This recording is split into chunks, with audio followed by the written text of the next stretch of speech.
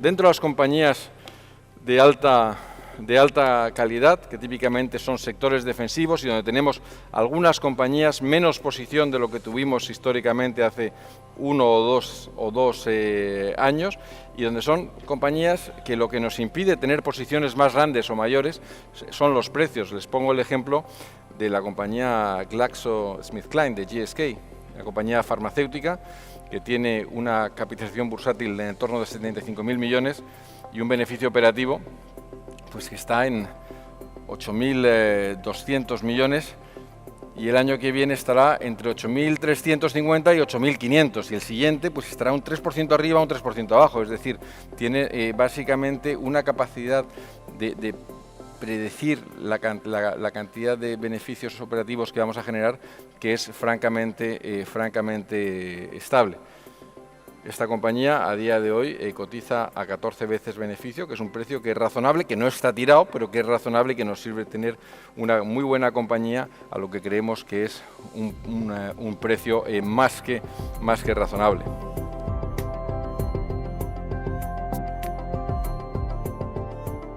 Cobham, I think, is a great example of the fact that when you're looking for investments, you not only have to look at the assets that are in a company, but you also have to look at the people who are running those assets. Cobham is a medium-sized, a tier 2 aerospace and defense company based in the UK. They have some hardware businesses, some electronics businesses. The most famous business is in-flight refueling equipment. A lot of the time, Cobham has no competition at all. I mean, a global monopoly, it's the dream business, yeah? What could possibly go wrong? Well, the answer is that the people went wrong. Cobham had a tough couple of years, like most defense companies, after the end of the Iraq war, as Western defense budgets normalized, which means they shrank. At this point, the company had had a track record of growing its dividend for over 25 years. The management team didn't want to be the guys who broke that track record, and they started borrowing money and making acquisitions. And sometimes that works and sometimes that doesn't work. Between 2010 and 2015, Cobham tripled their net debt, but its profits had remained flat. This acquisition spree just wasn't working. And when you triple your debt load, you make yourself vulnerable. Small problems become big problems. In the course of 18 months, the CEO resigned, the chairman resigned, the share price fell by 60%. And that's when we saw a value opportunity. Because after all, Cobham's businesses are good businesses. We have made an investment in Cobham. It's worked out very well. The company has very, very good new management. They are getting on top of all of the problems. They are drawing a line under the problems. They have recapitalized the company. And the share price has recovered extremely well so far. And we think there's more to go. And that's why we like Cobham.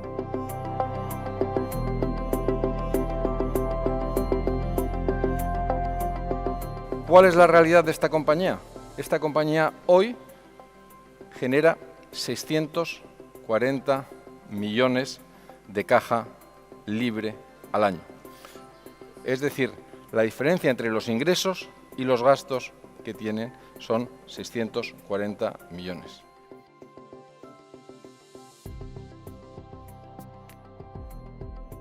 We started looking at Arjo's parent company, which is a Swedish medtech group called Getinge, all the way back in 2016. We couldn't get comfortable with Getinge. We felt they had a lot of problems with technology in their portfolio, and we felt they didn't have the right management team. However, they had plans to spin out the unsexy part of their portfolio, and that was Arjo. And that was the part that really interested us. Arjo is two main businesses. It's hospital beds and it's patient lifting equipment, lifting patients in and out of beds, in and out of baths, this kind of stuff. And I think when the market looks at these businesses, they think, hospital beds, that's not a very exciting business. I think the market thinks it's quite a competitive industry, and there's some truth in that. I think the market worries that it's quite a heavily regulated business. If you sell hospital equipment in the US, for example, you have to deal with the Federal Drug Administration. It's a tough authority. to deal with. But that's not what we see when we look at this business. Let's go back to the question of whether hospital beds is a good business. Yeah, you're sure it's a good business. Have a think about it. I mean, okay, there's the metal bed frame and you sell that once and it'll last, I don't know, 30 years. But you also sell the mattresses and they need replacing a lot more regularly. They need a lot of service. On the patient lifting equipment, there's a lot of value added in that, and there's a lot of technology in that, and there's a lot of maintenance that's needed on that business as well. So you have some quite value added equipment, and you have a good recurring revenue stream from that business. Ario is the European market leader. They have a strong platform here in Europe on which to grow.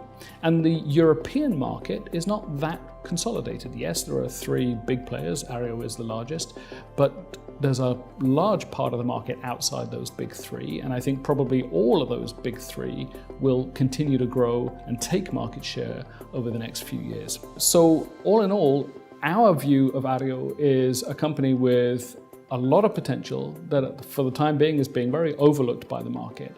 And we think it's a great investment and exactly the sort of thing that at Bestinver we're looking for.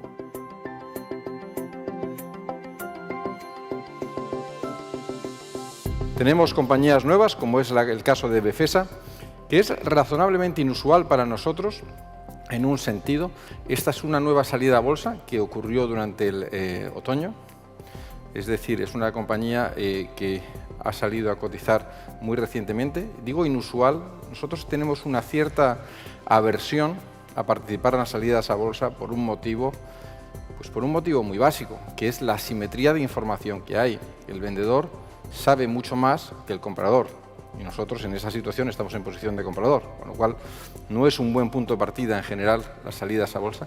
Sin embargo, hay excepciones y esta es una clarísima excepción donde una compañía que se dedica a algo inusual es al tratamiento de servicios de materiales tóxicos, y es una compañía que unos la clasifican como una compañía de servicios, otros la clasifican como una compañía de materias primas, porque el producto final que tiene, que es principalmente el zinc, después lo pueden vender. Es decir, van a recoger material tóxico, lo procesan y luego lo venden. Esa dificultad de saber cuál es la clasificación de la compañía en sí llevó a estar en terreno de nadie para muchos inversores, y eso llevó consigo a tener una salida a bolsa dificultosa desde el punto de vista de encontrar inversores.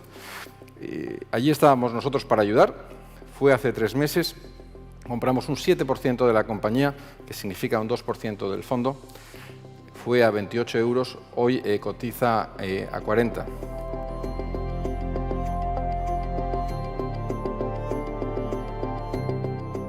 En AEDAS es una de las cosas que yo he visto como una oportunidad muy clara.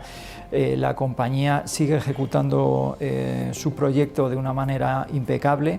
El mercado ha descontado que pueda haber una desaceleración macro, que pueda haber un problema con el sector inmobiliario, y nosotros lo que vemos es que los suelos que tiene la compañía a día de hoy son suelos muy específicos en zonas donde hay una fuerte demanda de vivienda. Entonces pensamos que las ventas que van a hacer en los próximos años están, por así decirlo, aseguradas. Las probabilidades de que incumplan, pues puede haber un pequeño incumplimiento, pero la valoración a día de hoy nos parece que es extremadamente atractiva. El mercado lo que está descontando es que puede ser que incumplan entre un 30 y un 40%, y lo que vemos es que para el año que viene el 70% de las casas están vendidas, para el 2020 es un 30%, para 2020 el 56% de las casas ya están iniciadas, es decir, que las probabilidades de que haya problemas en construcción o en ventas me parece que son muy bajas comprando a estos precios.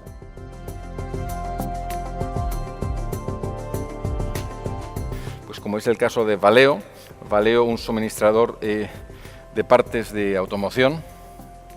Les doy como referencia muy básica. Es una compañía que tiene de capitalización bursátil 6.500 millones de euros, de deuda 2.500, es decir, el valor de la compañía en su conjunto está en el entorno de 9.000 millones de euros.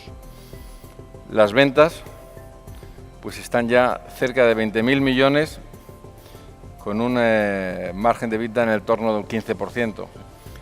hoy a 25 euros creo que nos da un margen de seguridad para estar invertido en ella. Si cayera más, que es posible, compraríamos más.